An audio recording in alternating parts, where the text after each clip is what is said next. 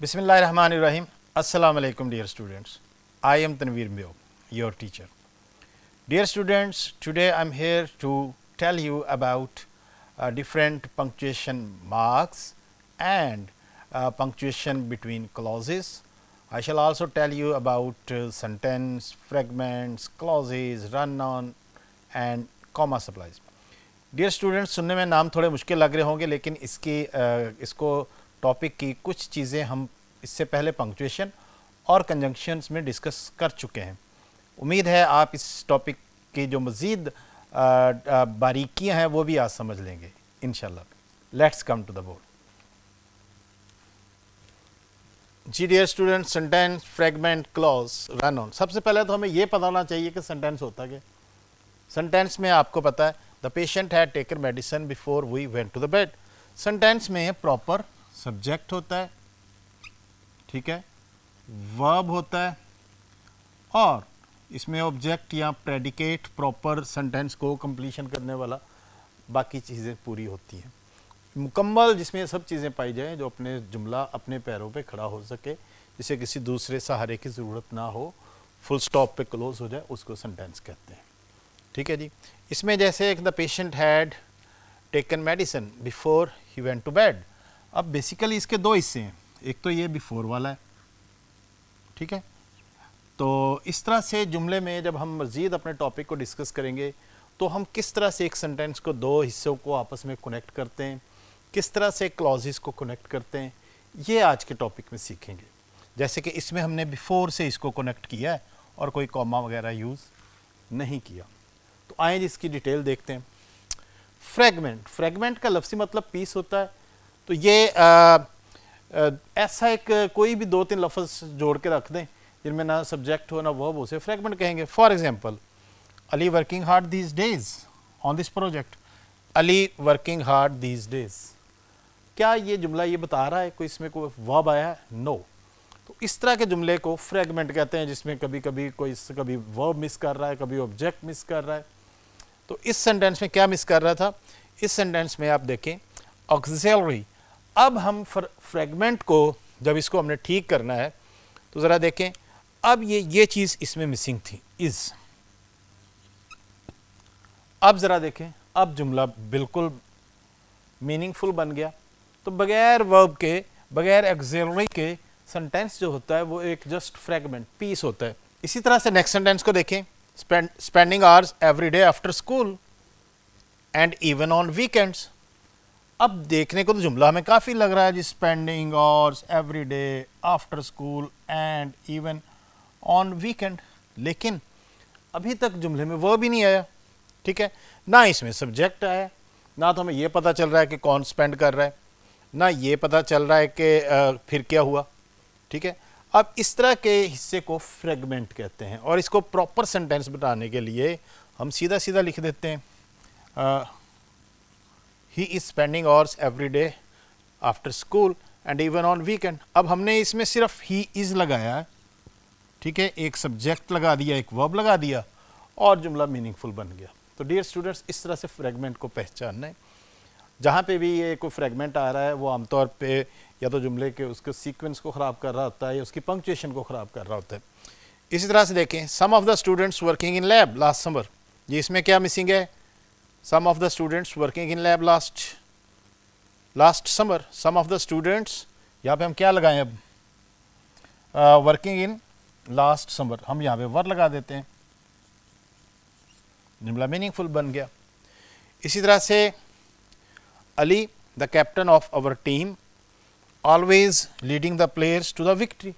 अब यहाँ तक ये सारा अली के बारे में ही है, अब ये सारा सब्जेक्ट ही है और उसको जो है उसको फर्दर वो जो है डिफाइन कर रहा है, उसके हिस्से को फर्दर बता रहा है। लेकिन वो क्या करता है यहाँ तक? Ali the captain of our team leading the players to victory, के जो उनको ले जाता है, क्या क्या करता है वो? आगे हम देखें ज़रा, हैज़ रिसीव्ड मैनी मेडल्स। अब ज़रा देखें, ये हिस्सा लगने से, प्रेडिकेट लगने से ये जुमला मीनिंगफुल बन गया।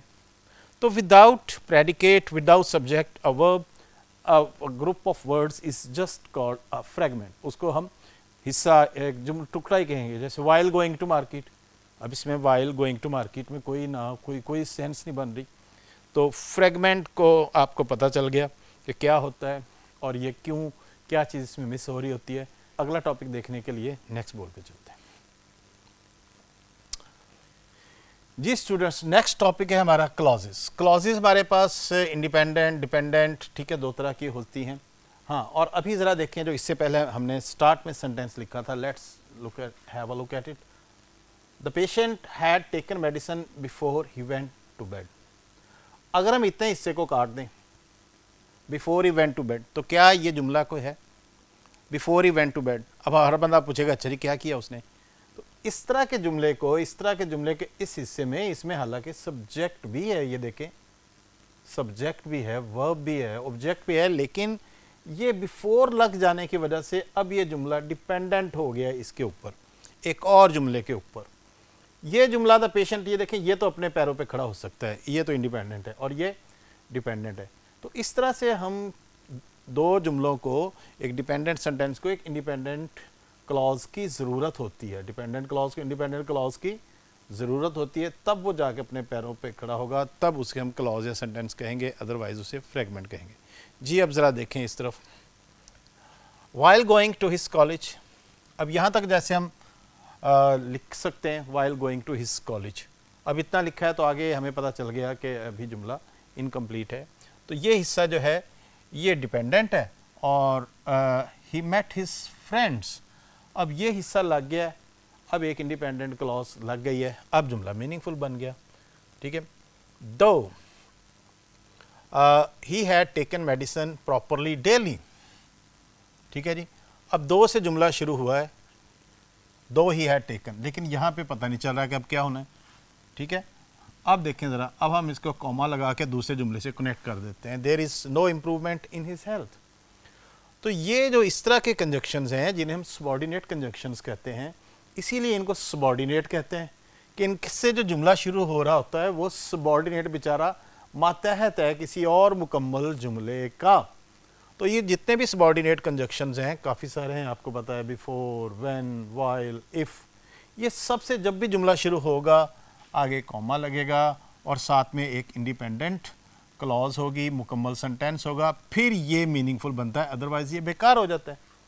जिस समय लग गया आपको, तो दूसरे लफ्ज़ों में जब इस तरह का कोई सबॉर्डिनेट कंजक्शन आ जाए और उसकी क्लॉज हो डिपेंडेंट क्लॉज, जहाँ पे रुकेगी वो कॉमा लगाएंगे और अगली एक इंडिपेंडेंट क्लॉज से उसको जोड़ देंगे। इसी तरह से ये देखें ज़रा, because he is the eldest in his family, क्योंकि वो अपनी फैमिली में सबसे बड़ा है। अब क्या है जी, अब रुक गया जुमला, तो ये मुकम्मल तो नहीं ना हुआ, कॉमा लगा के एवरीवन ओबेज हिम, हर कोई उसे उसका कहना मानता है। अब जी तो पता चल गया आपको डिपेंडेंट और इंडिपेंडेंट क्लॉजेस क्या होती हैं, इन्हें कैसे कनेक्ट करते हैं। डिपेंडेंट और इंडिपेंडेंट क्लॉजेस को कनेक्ट करने का तरीका मैंने आपको बता दिया कि हम जहाँ पे ये जो सबॉर्डिनेट कंजक्शंस हैं इनकी क्लॉज जहाँ पे रुकती है वहाँ पे हम कॉमा लगा देते हैं। और दूसरा तरीका जो है, दूसरा तरीका ये है, फिर हम इसको पहले लिख लें, ही मेट हिज फ्रेंड्स, ठीक है, और फिर हमें जो है इसका कोई ज़रूरत नहीं रहती। जैसे मैं इसको सेंटेंस को यहाँ लिखता हूँ,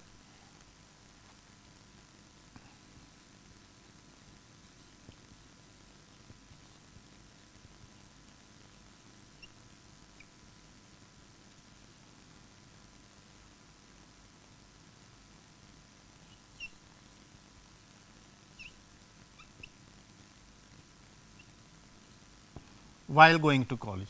इसमें हमने क्या किया कि हमने इसको, इस कंजंक्शन को हम दरमियान में ले आए, इंडिपेंडेंट क्लॉज जो थी वो हमने पहले लगा दी, फिर हमें किसी पंक्चुएशन मार्क की ज़रूरत नहीं है क्योंकि ये कंजंक्शन खुद लग गया और ये जुमले को कनेक्ट कर रहा है। ये यहाँ तक पता चल गया। इसके बाद फर्दर क्लॉजेस की किस्में होती हैं, मसलन बाज़ दफ़ा नाउन क्लॉज आ जाती है।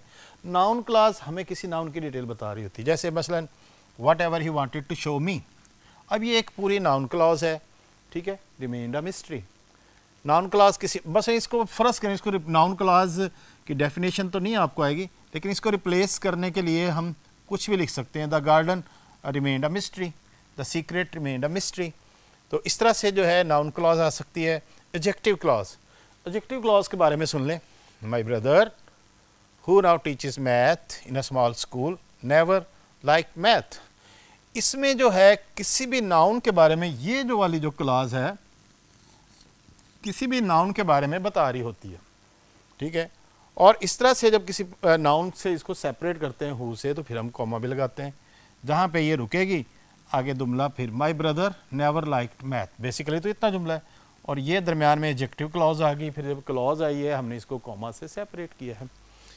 इसी तरह से एडवर्ब क्लॉज हो सकती है, किसी टाइम वगैरह के बारे में, रीज़न के बारे में बता सकती है। When the exams are over we shall go to Murree. अब हम यहाँ पे कॉमा लगा के इसको कनेक्ट कर देंगे। इस तरह से हम मुख्तलिफ़ किस्म की क्लॉजेस को कनेक्ट करते हैं इंडिपेंडेंट क्लॉजेस के साथ। ये मैंने आपको मुख्तलिफ़ किस्म की क्लॉजेस के बारे में भी बता दिया। इसी तरह से ज़रा एक और सेंटेंस देखें, फैमिन्स अकर। बाज़ दफ़ा इंडिपेंडेंट क्लॉज ज़रूरी नहीं है, ये अब ये इंडिपेंडेंट क्लॉज है, हम कहते हैं ना गो, ये भी इंडिपेंडेंट बन जाती है। तो ये बाज़ दफ़ा को ज़रूरी नहीं है कि इंडिपेंडेंट क्लॉज बहुत लंबी हो। फैमिन्स अकर, आगे देखें व्हेन से, ये जो व्हेन है सबऑर्डिनेट कंजक्शन है। When there are too many people to eat और when crops fail due to lack of rain और डिजीज़। अब ये इतनी बड़ी क्लॉज जो है ये डिपेंडेंट है। अब ज़रा इसको हटा के देखें, when there are too many people to when crops I, हम पूछेंगे अच्छा फिर क्या क्या होता है।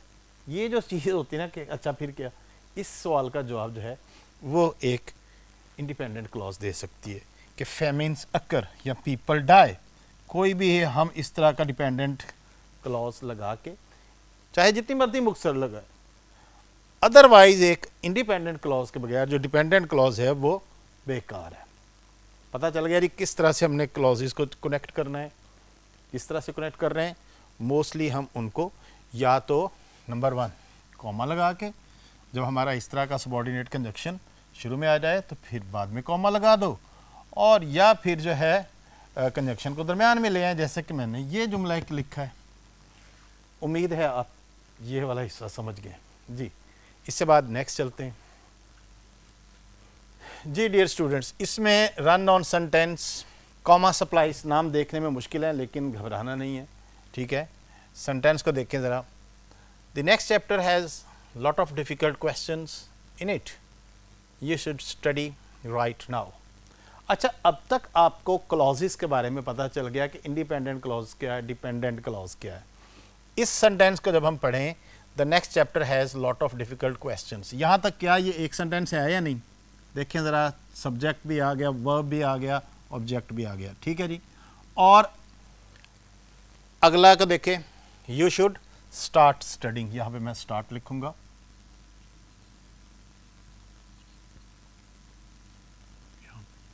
You should start studying right now, ये भी एक मुकम्मल सेंटेंस है। तो इसका मतलब यह है कि जब दो इंडिपेंडेंट सेंटेंसेस को अलग-अलग जुमलों को हम कॉमे से जोड़ने की गलत कोशिश करें, उसे हम रन ऑन सेंटेंस कहते हैं। इसमें दो वर्ब हैं, ठीक है, has a lot of difficulties and you should study. तो इस जुमले को कनेक्ट करने का जो है तरीका वो हम बाद में देखते हैं। पहले ज़रा एक और देखें, Maria has sent her 4 children abroad for higher studies, however she has sacrificed her health working day by day.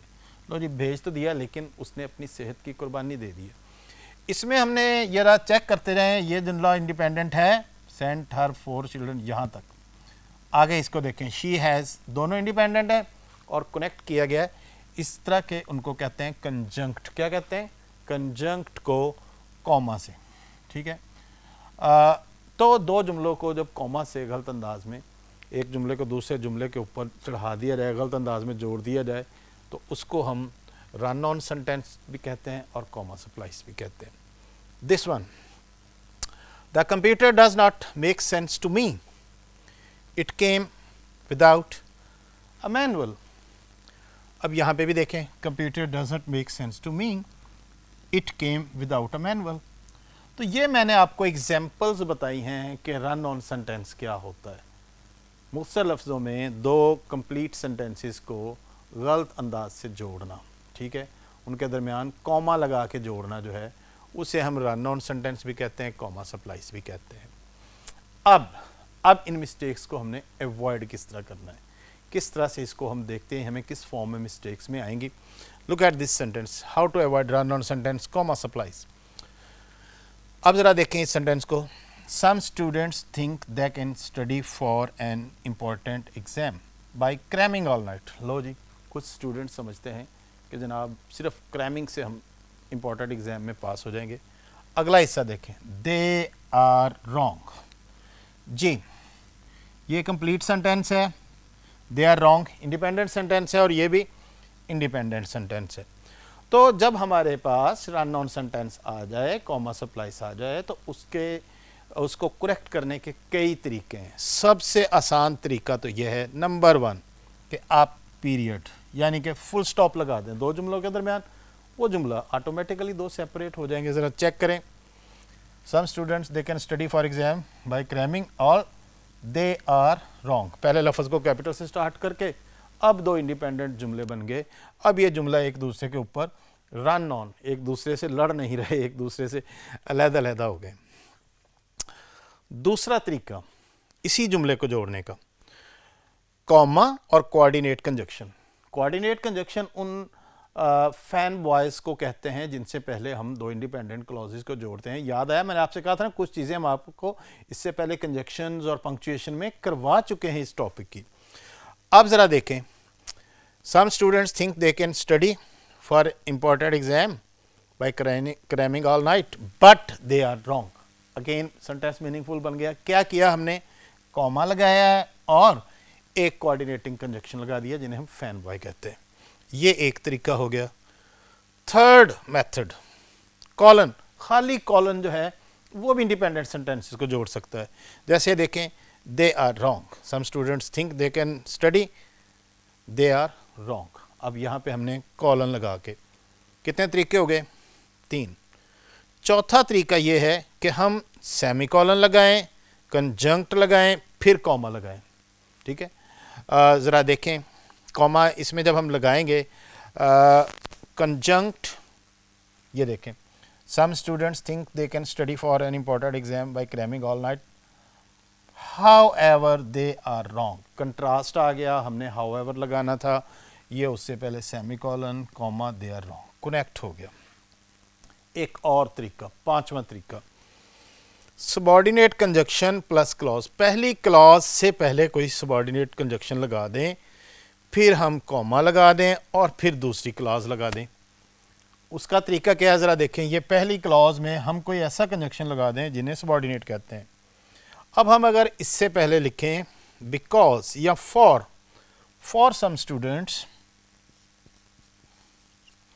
For some students think they can pass for an exam, they are wrong. फिर हमारा ये देखें, ये लग गया subordinate conjunction, उसके बाद ये क्लॉज आ गई, ये लग गया कॉमा और फिर अगली क्लॉज आ गई। इन 5 तरीकों से हम इनको सेंटेंसेस को ठीक कर सकते हैं। अब ज़रा ऊपर वालों को भी ठीक कर लेते हैं जिनको हमने अभी पढ़ा था। जी ज़रा देखें, the next chapter has 4 questions. क्या करें, पहला तरीका क्या बताया था, पहला तरीका बताया था कि आप इसमें फुल स्टॉप लगा दें और इस यू को, वाई को कैपिटल कर दें। ठीक हो गया। अच्छा जी, दूसरा तरीका हाउएवर। हाउएवर से पहले क्या लगाना है, कॉलन या सेमी कॉलन। आप ज़रा देखें, ये जुमला भी ठीक हो गया, सेमी। अब तीसरे को भी देखें, the computer does not make sense to me, it came without a manual. अब क्या करें, यहाँ पे दूसरा तरीका कौन सा था, ये देखो, कॉमा और कोऑर्डिनेटर कंजक्शन। अब हम यहाँ पे बिकॉज लगा देते हैं, because it came without a manual.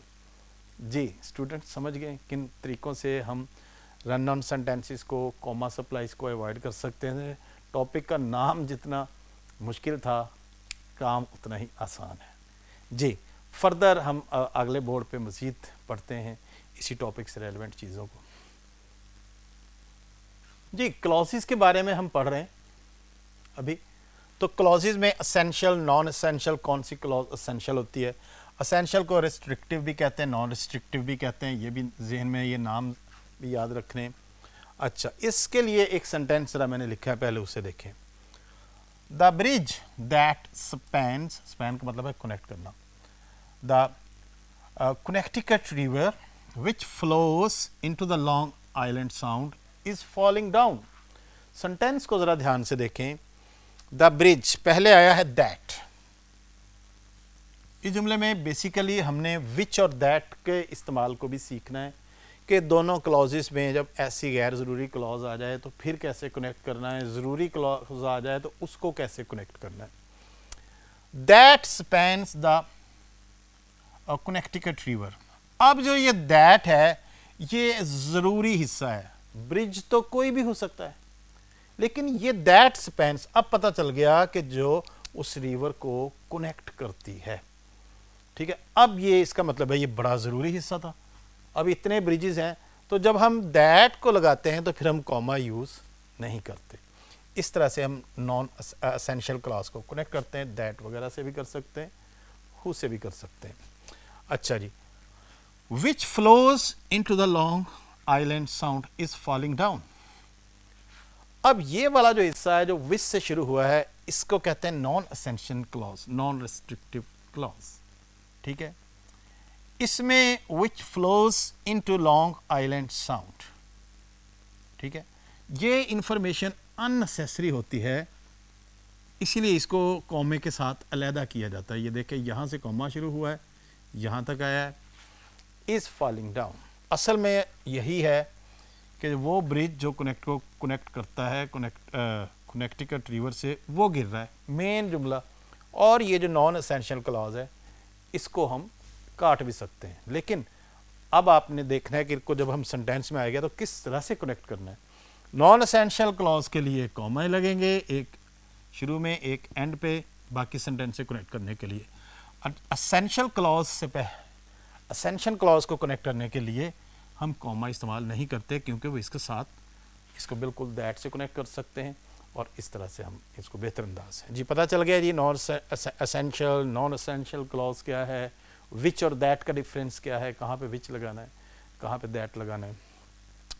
आमतौर पे एक माइनर सा डिफरेंस ये भी रख लें कि प्रॉपर नाउन जब आ जाए ना, ये देखो ठीक है, और उसके बारे में जब डिटेल इन्फॉर्मेशन आती है, इसे एपोजिटिव भी कहते हैं हम, आपको पहले भी बताया था. वो नॉन एसेंशियल होती है, उसको हम एलिमिनेट कर सकते हैं. बाद दफ़ा किसी पोएट के बारे में लिख के हम कह सकते हैं, जैसे ये देखें William Wordsworth who is famous for writing about natural beauty composed many poems. तो यहाँ पे भी हम इसको एलिमिनेट करके इतनी बड़ी क्लॉज को, ये भी एक नॉन एसेंशियल क्लॉज है. जी यहाँ तक समझ लग गया जी आपको. जी अब फर्दर जो है how to join independent clauses. Basically topic वही है कि किस तरह से हमने रन ऑन सेंटेंस और उसको करना है. एक और जुमले की मदद से फर्दर ये आपसे मैं पूछूंगा.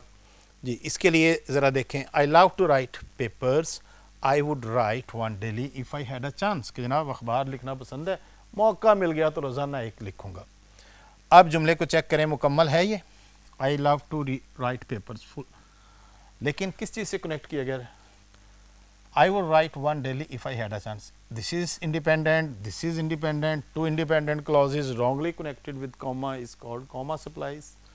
अब ज़रा इसके तरीके अभी मैंने आपको बताए थे, ज़रा इस तरफ देखें जी. पहला तरीका क्या था. Again because this is the important portion of the lecture, that's why I have written another example, ताकि आपको ये सारा कुछ समझ लग जाए कि रन ऑन कैसे अवॉइड करना है, कॉमा सप्लाइज, इंडिपेंडेंट क्लॉजेज को. Basically this is only same topic. अच्छा ज़रा देखें कैसे जी पीरियड के ज़रिए. इसमें क्या करेंगे, I love to write papers, I would. अब ज़रा देखें हमने कॉमा लगा के इस सेंटेंस को कनेक्ट कर दिया. ठीक है, I would write one if I got a chance. Second method क्या था जी, कॉमा प्लस कोऑर्डिनेट कंजक्शंस. ये देखें जैसे हमने जैसे यहाँ पे बट इसको कनेक्ट किया था, इसी तरह से I love to write papers, so I would. So से हमने कनेक्ट कर दिया, आगे फुल स्टॉप लग जाएगा. ठीक है, आगे फिर वो अगला फुल स्टॉप लग जाएगा. तीसरा मेथड क्या था, सिर्फ सेमी कॉलन. जैसे हमने ये देखें ज़रा, I love to write papers, I would write if I get a chance. ये हमने सेमी कॉलन से कनेक्ट कर दिया. चौथा तरीका क्या था कि सेमी कॉलन कंजंक्ट, जैसे यहाँ पे हमने हाउएवर लगाया था, इसी तरह से I love to write papers, therefore, अब यहाँ पे मैंने देयरफॉर इस्तेमाल किया, आई वुड राइट। पांचवा तरीका बताया था कि जनाब पहली क्लॉज से पहले आपको सबऑर्डिनेट कंजक्शन लगा दें, जैसे कि ये because I like to write papers, फिर हम कॉमा से कनेक्ट कर सकते हैं, क्योंकि अब हमने इस क्लास को इसको बिकॉज लगाने से डिपेंडेंट बना दिया है। अब ये इस पर डिपेंड कर रही है। अब ये दो इंडिपेंडेंट क्लॉजेस नहीं रही, ये डिपेंडेंट है और ये इंडिपेंडेंट है और ये डिपेंडेंट है। जी डियर स्टूडेंट्स, तो मुझे उम्मीद है कि ये डिपेंडेंट इंडिपेंडेंट का चक्कर आपको समझ लग गया होगा। ठीक है, दो तीन पिछले टॉपिक्स में भी हम इसी काम को करते आए हैं, पंक्चुएशन की मिस्टेक्स बेसिकली। तो ये सारा टॉपिक क्योंकि इसको एंट्री टेस्ट में अब इंट्रोड्यूस किया गया है, डाल दिया गया है इन सारी चीज़ों को, इस वजह से हमें इनको थोड़ी सी ज़्यादा मेहनत से करना पड़ रहा है। उम्मीद है आप आज का लेक्चर समझ गए हैं और अगले दो टेस्ट्स जो हैं उनमें इन मिस्टेक्स को आप अवॉइड करेंगे। अल्लाह हाफिज़।